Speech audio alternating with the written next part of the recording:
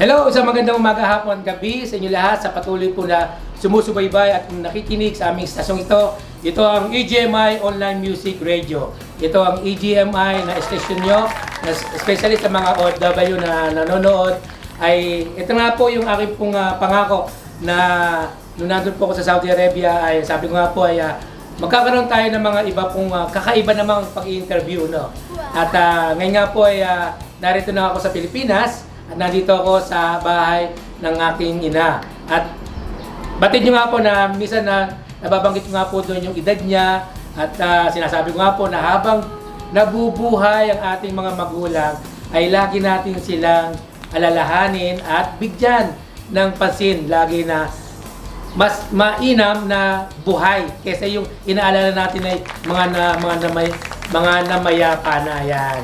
So nyo mga kaprox, mga kasis, ay excited ako ngayon sapagkat first time kong ma-interview ang pinakamatandang o edad dito sa Biñan, Laguna. At maging ito po ay aking pong tinuturing talagang aking ina na siyang nagpalaki rin sa akin at nagbigay ng buhay kung kaya't ako ay nasa inyong harapan ngayon. Kaya muli ay bago ko simulan ay nagpapasalamat kami sa mga subscriber po namin. Nasa 36,000 up na nga po ang aming pong subscriber. Maraming salamat sa inyo sa patuloy niyo mong pagsusuporta at pagbibigay sa amin ng pagpapahalaga na kami po ay inyo pong mapanood. At pansinin din niyo po ninyo yung aming pong mga awitin po namin sa music, EGMI Music, yan, na mga bago. At nandun po yung aming pong song na unang album po niya, ika-5 album, yan. Unang album ng taong na to, ng 2025. Yung ika-5 album, yung Paporit Pagsamba. Yan. Pwede nyo po gamitin nyo sa loob nyo pong sa simbahan na magagamit nyo po sa praise and worship po ninyo. Yan. Excited na po ako sapagkat ako po ay first time ko talagang makakausap ang si aking inay. At ito po ang kanya pong pangalan ay si Maria Socorro Bernardo Casabella. Yan, ating pong palakpakan ng ating pong una nating panauhin ngayong taon na to dito po sa Pilipinas. Yun. Nay, kamusta na ho? Kamusta na? Kamusta na? Oo, kamusta? Ay, mabuti naman. Ayun. Ano bang tunay yung pangalan? Maria Socorro Bernardo Casabella. Casabella. Yeah, yung nag-asawa na kayo. Yung hindi pa kayo nag-asawa, nung dalaga pa kayo. Ayan, Maria Socorro. Maria Socorro de los Reyes Bernardo. Ayun. Yun yung pagkakadalaga niya. At kailan po ba kayo pinanganak? September 25, 1929. 1929. So, kung tutusin natin ay 96. So, mga kaprox, mga kasis, 96 na po si mother, si nanay ko, at ganun pa rin, kalakas. At pwede nyo bang ano ba yung naging buhay ninyo nung taon na kayo po ay nakamulat na ng 1929? Sabihin, yung buhay po ninyo noon, saan ba kayo nakatira noon? Doon sa bayan sa plaza. Sa plaza ng Biñan? Oo, nangungupang kasi ang aking tatay dahil siya ay sastre. Sastre. So, ibig sabihin, sastre, iyon ang binuhay sa inyo. Oo. So, ibig sabihin, sa pagiging sastre, ay ilan kayo magkakapatid? Dalawa lang. Dalawa. Sino po yung isa? Patay na. Ano pangalan po? Leonardo. Leonardo. Yun, Leonardo Menardo. So, ayun po yung kanyang pong kapatid, no? At ito po ay handog po namin sa lahat po ng mga senior citizens nga po. Kaya, out din po kayo para mabigyan naman din ng pansin yung pong ating pong mga senior citizen. So, Nay, ano yung naging buhay din po ninyo pagkatapos ng kayo po ay namuhay bilang ano yung naging trabaho ninyo? Ano lang? Natuto akong manahe. Manahe. Sino ang nagturo sa inyo?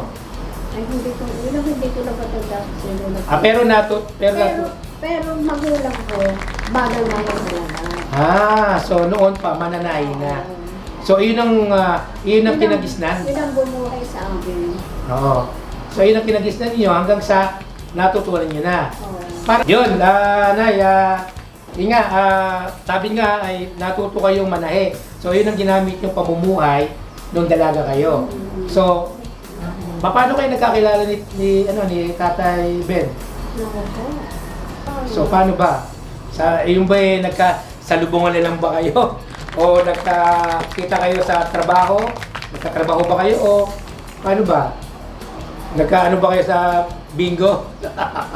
Bingo ba? Hindi, basta pumanik sa amin. Ibig sabihin, nagpakilala siya sa aking magulang. Ang trabaho ng tatay mo nun, maglalapat. Maglalapat. Oh. Yung pong mga maglalapat, ibig sabihin po ay sapatero? Hindi, Sapateros? Sapateros. Ano ba? maglalapat yung stepping. Sa mga sapatos. Sapatos. Oo. Okay, gumagawa ng mga sapatos para mas maigi, para alam na mga bago nating nakakapanood. Yung gumagawa ng mga sapatos. Kaya ba maraming sapatos si tatay? Puro puti. So, yun ang naging trabaho ni tatay. Ayun ang bubuhay sa amin. Ayun ang bumuhay. So ngayon, nung nagkaroon kayo ng pagbubunga, ilan ang naging anak ninyo? Kailan lang ba? Parang alam ko, 12 eh. O 10, Hindi naman. di ba? Kuya Nanding mo. Oh, Pinanding, Kuya Ate Loli. si Yoli, Ate Mirna. oh, si Mirna, sino pa? Sally, Sally, sino pa? Yenan, Ayen. Yenan, sino pa? Emmy, sino pa? Ha? Dami pa. Si Boyet, si ano ba to? Si Benhar. Benhar. Yenar, sino pa? Si Annabel. Annabel. Oh, O si Annabel. Oh. Si Annabel ang bunso. oh, yun sa bunso. So, sino pa doon? Sasi. Si Ceci. Oh, yun. Sabi, madami na yun. Oh, Madami sila. Ano yata sila eh. 7 yata sila. Minyan ako. Hindi ko ka matanda. pero parang balita ko may namatay daw. May namatay pa ba? Dalawa? Hindi ko nga. Hindi niyo matandaan? Parang ako natatandaan ko pare. Ay, mas malino pa ang ano pa. Basta yun, yun mga kaprok, si mother po ay ganun lang kakonti ang kanyang naging anak. Pero binuhay ni nanay sa pamamagitan ng pananahe at Yun sa ang tulong ko sa tatay mo. Dahil ang tatay mo, naglalapat naman. yun, naglalapat ng sapatos. So yun po yung trabaho ni tatay. So yung pag ano ba yung naging maayos yung buhay ba? Mahirap ba? Kasi alam ko, daming anak nyo eh. Pero awa ng Diyos, natugunan namin ang pangangailangan ng aking anak na bagamat sila marami, hindi ko naman sila binubutol. Huwag nga na ako'y mananahe. Ang tatay mo naman eh, naglalapat sa sapatos. Oo. Yun, totoo naman po yun. Kasi nung panahon yun, talagang si nanay talaga kilala rin po sa mananahe dito sa Binyan. Oo. No? Ano bang tawag sa inyo na? Dito? Sa kanto mo? Oo, yung tawag sa inyo. Mananahing si Kureng? Kuring. Kuring. Yun. Mananahing Kuring. Pag nalaman na si mananahing Kuring, kilala na ho yun. Kilala na. At isasama na kayo doon sa bahay. Di ba na nakatira tayo doon dati sa San Vicente? Pasong Kabayo. May asawa na ako. May asawa. Pero kayo, tubong taga Santa Rosa? Bada ka na gusto ko natulong sa plaza sa Binyan. Binyan. Oo. Pero saan kayo nakatira dati? Doon na sa sa plaza. Sa plaza ng Binyan. Oo. Ay sabihin, doon na talaga kayo lumaki. Doon, oo. Doon pa. So yung sa Santa Rosa ay yung mga kamag-anak nyo. Kamag-anak yun, Santa Rosa. Pero marami siyang kamag-anak doon, mga kaproks. Yun nga, Naya, nung kayo nung time na yon, 12 na ang anak ninyo. So, naging mahirap ba ang buhay? Siyempre, parang mahirap yun, no? Yung panahon na yun. Oo. Di ba, Nay? Alam ko kasi, alam nyo, nakaranas din kasi kami na palipat-lipat ng bahay. Ang trabaho lang ng tatay mo noon, naglalapat Lalapat. ng Sapatos. Oo. Pero di ba napalipat-lipat tayo ng bahay? Hindi naman. Pero San Antonio pa rin. Oo, sa ato. Oo. Kasi mga kaprox yung kami nila nanay, magkakasama, napapalipat kami ng bahay. Actually, siyempre wala naman kami talagang permanente pa yun, yung panahon na yon. Pero yun nga, gawa nga si nanay at saka si tatay, hindi naman ganun ka sa naging Basta ako antimano ako, mananahin. mananao. Ng bestida, gano'n. Natanggap ako talaga. So kilala talaga kayo sa mananahe. Mananahin. Dati di ba na kayo, tigatabas lang kayo? Mananabas kayo, di ba? Ng damit. Nagtatabas lang, Oo. nagpuputol. Oo. Pero hanggang sa natutunan nyo na, ginawa na kayong mananahe na. So, kita nyo mga kaprox, napakadami ng pinagdaanan din po ng aking mother. Kumbaga, isa na po sa historical na isang mananahe sa kasalukuyan noon hanggang ngayon. Pero ngayon, di na kayo nananahe, no? Malabo na, mata. Hindi naman. Hindi nyo na. Hindi na ako natanggap. Hindi na natanggap. Pero di rin nyo 96 years old. Nakapaglakad pa si nanay. Nakapaglakad pa naman, nanay. Oo. Nakapaglakad. So, yun po yung ano nyo, yun po yung routine nyo. Anong nagiging routine nyo sa buhay nyo ngayon? Ano yung ginagawa nyo? May wala na. Kaya nga sila na nagpapakain sa akin. Ayun. Oo. So, ito, Nay, ito naman, bilang isang inyong anak, ay paano naman kayo nakakilala sa Panginoon?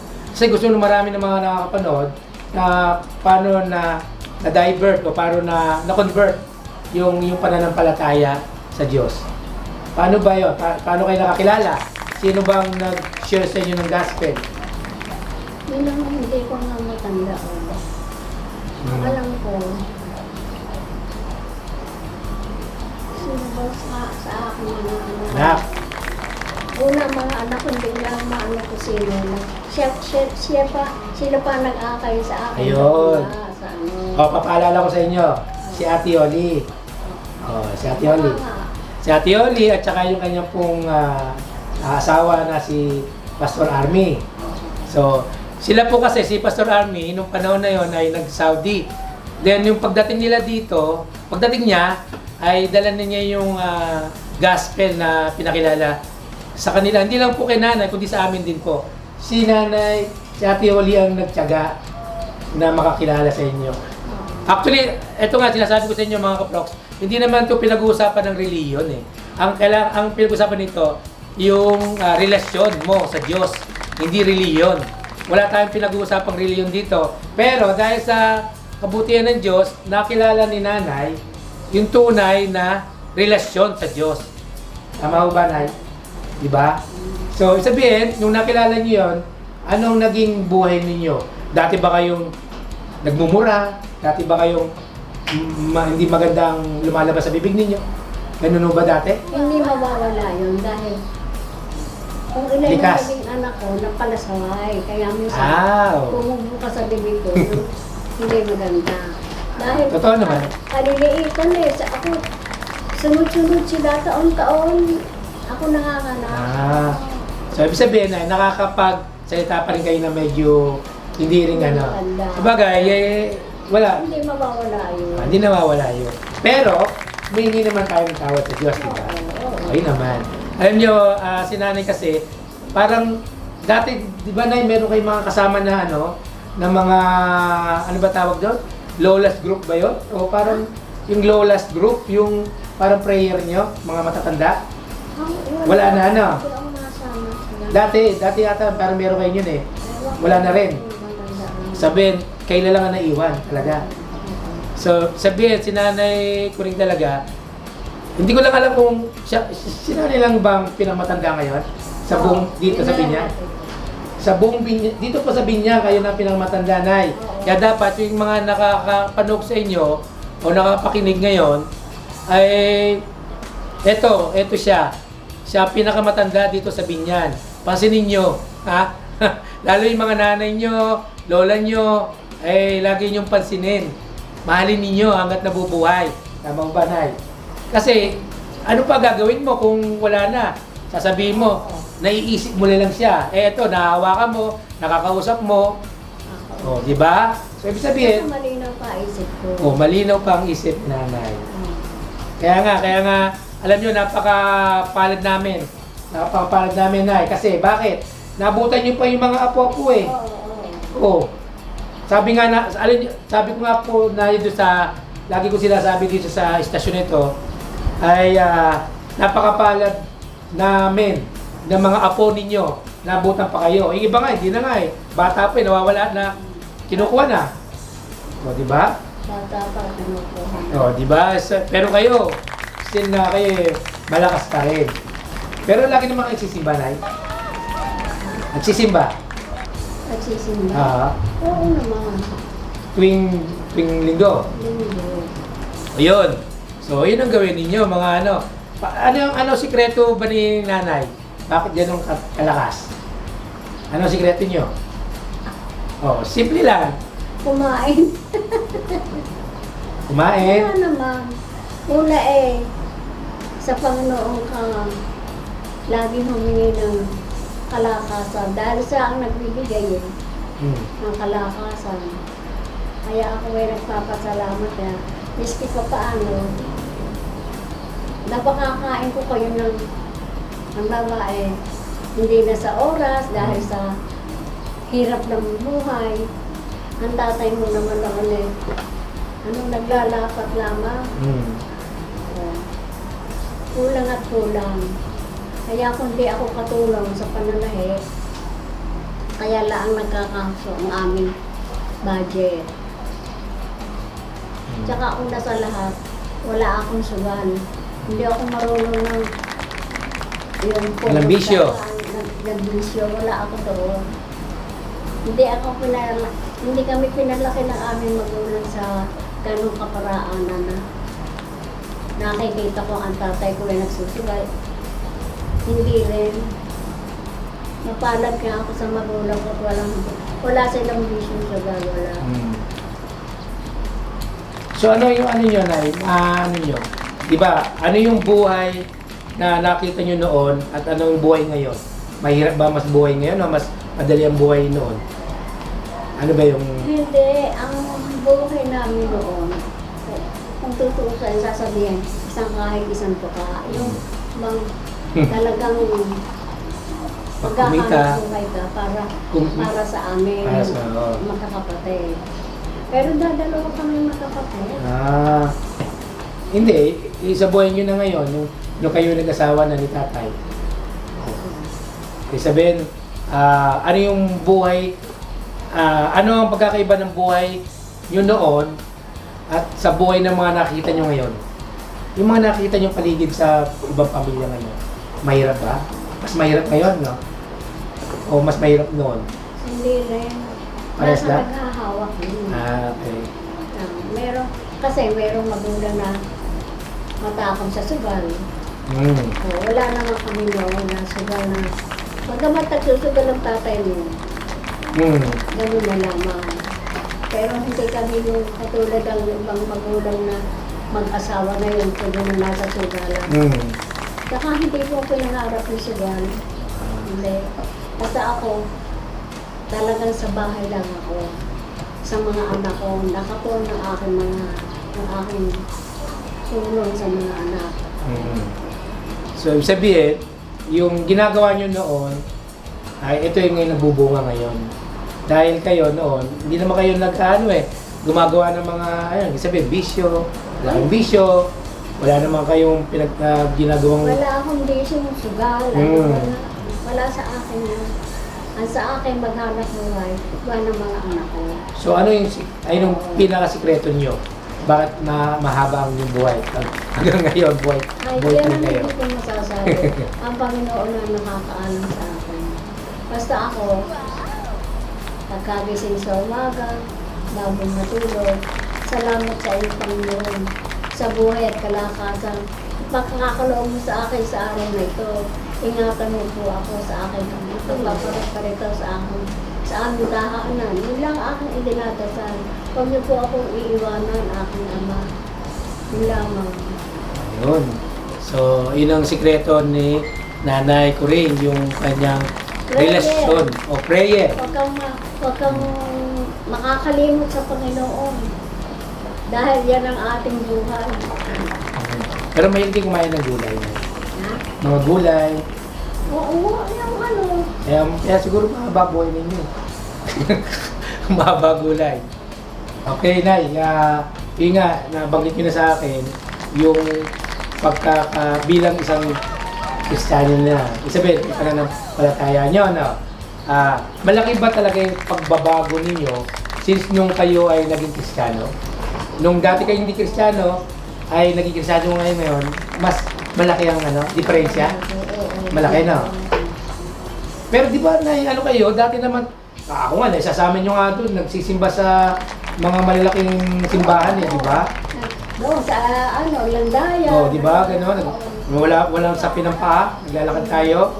Pero ano yung pagkakaiba ninyo na noon at ngayon na nakilala nyo na talaga ang tunay na ang ating Panginoon? Malaki? Wala. Ang akin noon, hanggang ngayon, siya pa rin. Wala akong sinasambang iba, wala. Pumapasok ako sa simbahan. Hanggang doon na lang. Pasok ako. So, Nay, ito. Pwede ba kayong magbigay ng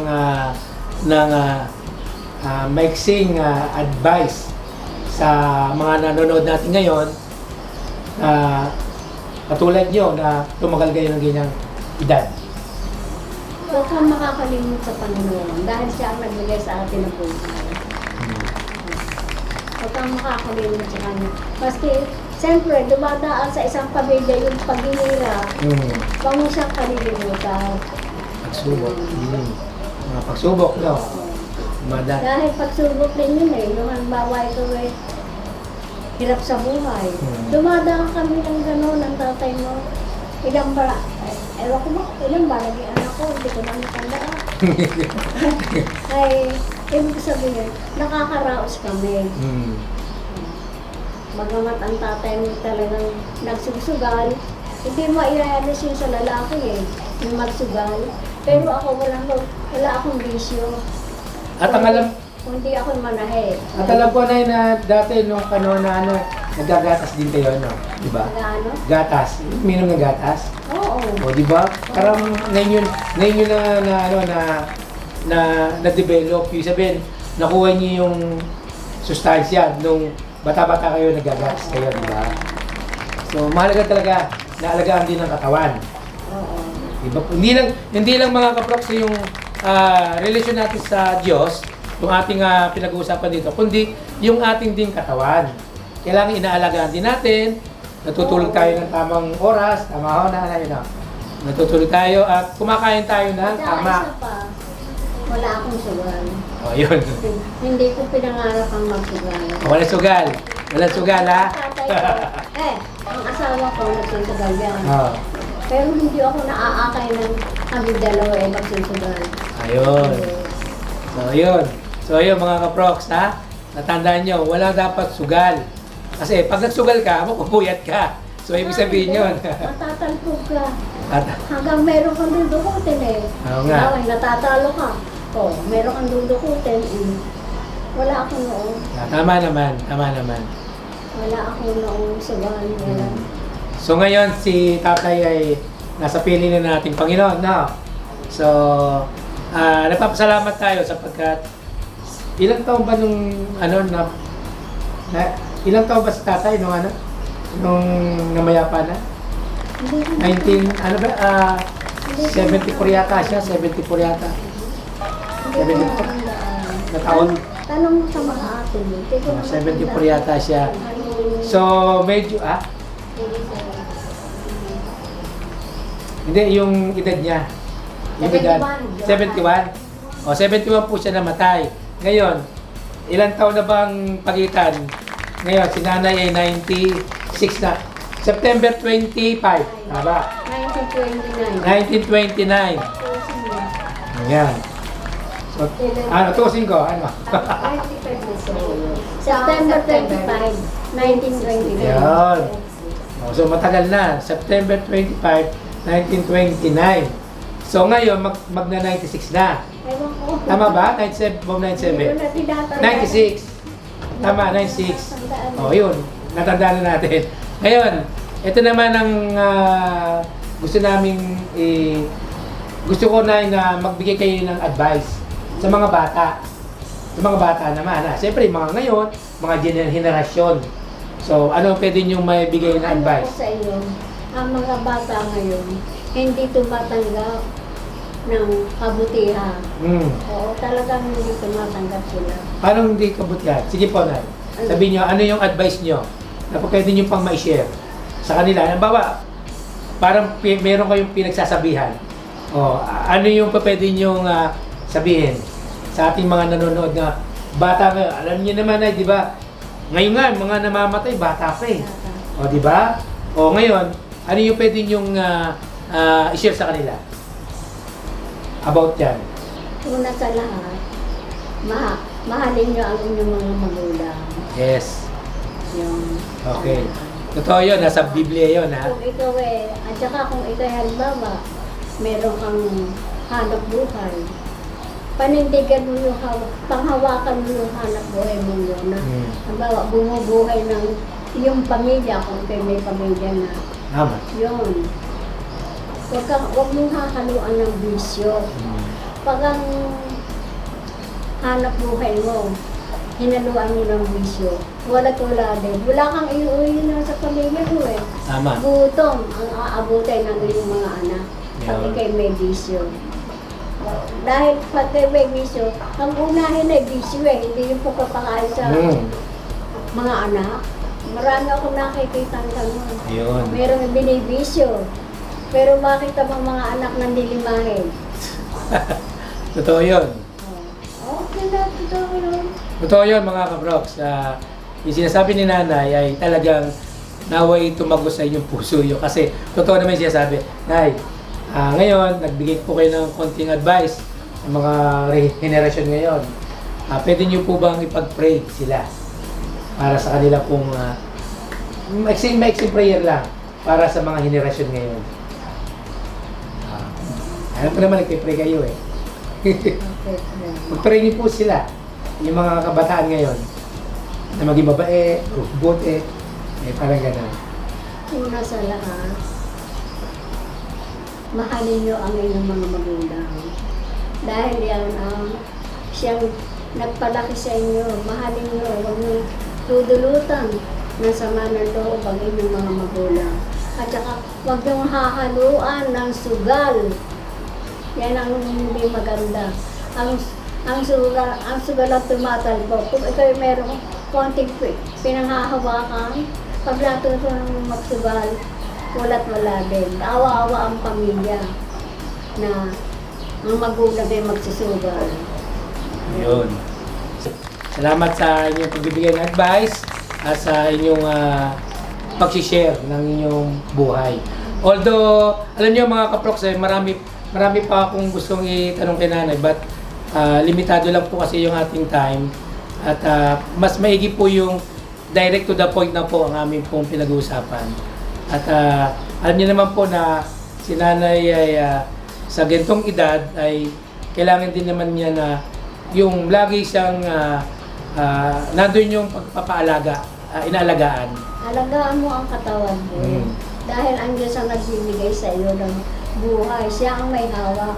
Ito yun. Kaya kumbaga sa ibinigay na sa atin, mahalin natin ang ating buhay. Yes.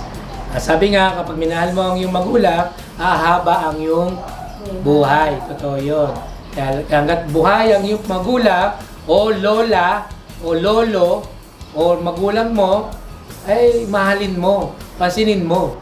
At At hindi. ipag... Yung nakakakilala sa iyo na hindi mo pagmahal sa magulang. Pinapanalangin pa nila na, awa-awa yung tanda. Eh, sa inyo hindi naman. Imbis na mahalin. Sa inyo hindi naman yun. Oh. So, ayun po mga kaprox, mga kasis, ay talagang napakasarap na makipag-usap kay nanay dahil matagal ko rin siyang hindi nakita. Mahalin ang una sa lahat, talagang mahalin mo yung magulang. Yun. Kung wala ang magulang mo, hindi ka magiging tao. Ayun, totoo yun. Kung wala yung mga magulang natin, ay wala ka sa mundong ito. Totoo yun. So, dapat pag pinakita mo yung kabutihan mo sa magulang mo, balang araw kasi, magiging magulang ka rin. Oo. Ikaw naman ang babawian ng magiging anak, yung anak mo. So, dapat kapag yung magulang mo yung minahal mo, mamahalin ka rin ng magiging anak mo. Oo. Yun ang buwelta. No? So, sabihin, ay patuloy nating mahalin na ating mga magulang. At saka makita ng mga anak mo na talagang mahal mo magulang mo. Ayun. So, mga prox, mga kasis, ay maraming po salamat sa inyo pong sa maiksi naming pag-uusap ng aming sa aking inay na si Nanay Kuring na talagang binigyan niya yung oras niya ngayon.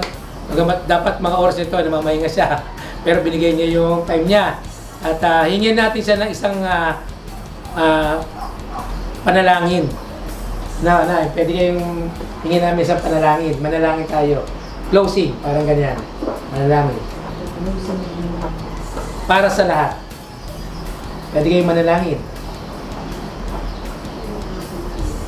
Sige. Maraming salamat sa inyo, Panginoon. Sa buhay natin kalakasan, napahiram mo sa amin, Panginoon. Tunay nga po na huwag niyo kaming iiwan, huwag niyo kaming pababayaan. Ipakita niyo po sa amin, Panginoon, ang inyong pagmamahal sa amin. At kung ano naman po ang aming pagmamahal sa inyo, aming Ama, na harapat dapat lamang mahalin din namin kayo at ang aming sarili sapagkat kayo po ang nagbigay sa amin ng buhay, aming Ama. Huwag niyo kaming iiwan, aming Ama. Huwag niyo kaming pababayaan. At kung kami man po ay nakakatawa ng hindi maganda, Panginoon, patawarin niyo po kami. At kami tao na nagkakasala. Maraming salamat po sa buhay at kalakasan ipinagkakaloob sa amin sa araw-araw, aming Ama. Hindi niyo po kami pinababayaan, hindi niyo po kami iniiwanan, aming Ama. Salamat po, salamat. Amen, amen, amen. So, yun po. Maraming salamat, Nay. At sa tagal din namin hindi nakauwi. Ay, anim na taon kami hindi po nakauwi eh. Kaya na-miss po namin si Nanay Kuring. At mga kaprox, mga kasis, ay maraming po salamat sa lahat po ng sumusubaybay at tumatangkilik sa aming pong istasyon ito. Ito ang EGMI na patuloy po na talagang namamayagpag po sa YouTube. At salamat namin po inyo na patuloy na kayo po ay nagsusupport naman po sa amin. Ito po ay makaka-asa po kayo sa mga susunod po namin mga topic ay mas marami po kayong ma-encourage pa o mapapanood pa sa amin. Na ito po yung aming ginagawa ay hindi ko po sinasabi na maging isang perfecto. Sabi ko lagi ko sinasabi, walang perfecto. Perfectong pangalan lang meron. Pero sa ating pong lahat ay nagkakamali po tayo, nagkakasala. Ang importante ay humingi tayo ng tawad sa Diyos. Yan ang una nating laging sasabihin na paghingi ng tawad, yung grace ng Diyos ang siyang nagbibigay sa atin. Huwag natin pawawalan yun. Nagkamali ka, nagkasala ka, hingi sa Panginoon ng pagkakamali. Hingi ka ng tawad sa Kanya. No? At patuloy lang na tayo po ay laging manalangin. Masalamat ka, pagising sa umaga, buhay ka. Pagtulog mo, magpasalamat ka dahil pinatulog ka at hineli ka, pagising mo, gising ka na naman. Ganun po, huwag mo nating pawawalan na yung Lord, thank you. Lord, thank you. Lord, thank you. Ilang naman kailangan ng ating Panginoon yung magsabi ka sa Kanya ng maraming salamat, Panginoon. Ilang po yun. At sa lahat po ng inyong pong panalangin na naway ito ay tugunin. Yan, tugunin ng Panginoon yung pong mga prayer nyo. Yun, sinasabi po ni Nanay. At sa inyo, lahat po, in behalf ng staff na nandito po ay patuloy kami ng salamat. At abangan niyo po yung mga susunod pa po namin mga mangyayari pa, mga topics na namin po mga kausap. At patuloy kami po ay nagpapasalamat sa lahat po ng lahat ng ang aming po subscriber na patuloy na nagsusupport. Maraming salamat po. Ang Diyos po ang magbabalik ito ng siksik liglig pa ng pagpapala sa inyo. Muli, ito ang sorry po, ako po pala ay si Proxbase. Nakalimutan ko na, talagang napasala pa ako sa pag-interview. Si Proxbase, ayan, baba. Yun, maraming salamat. Ito po ang PGMI Online Music Radio. God bless.